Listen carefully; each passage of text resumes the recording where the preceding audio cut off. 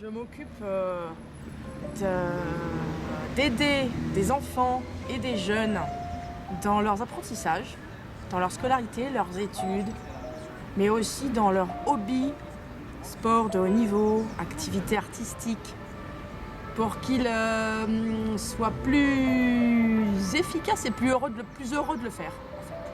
D'accord. Qu'ils fixent eux-mêmes leurs objectifs de progression, qu'ils reprennent, qu'ils soient le pilote de leurs apprentissages. Voilà. D'accord. Alors, vous avez une formation? Alors, j'ai à la fois un bagage académique et une expérience de prof, mais pas très longtemps, mais j'ai été prof de fac, de collège, de plein de choses, d'institut professionnel, de plein de choses. J'ai été consultante pendant 20 ans dans le social, dans les politiques sociales. Et je me suis formée il y a 10-15 ans, j'ai commencé à me former à des pédagogies, de la psychologie, du développement personnel.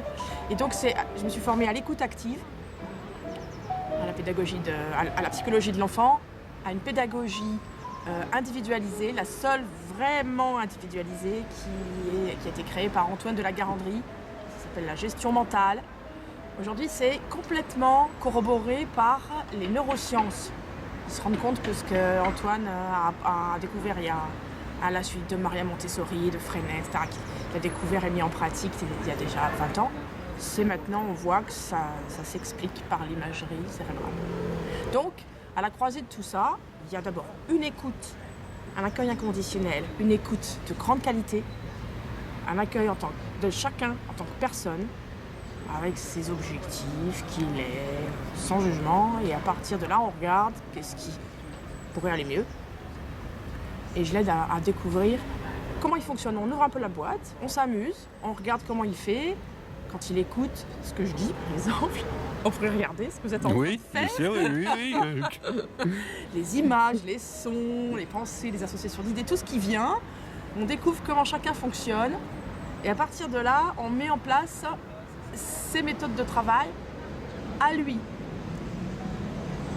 Pas celles du prof, les siennes.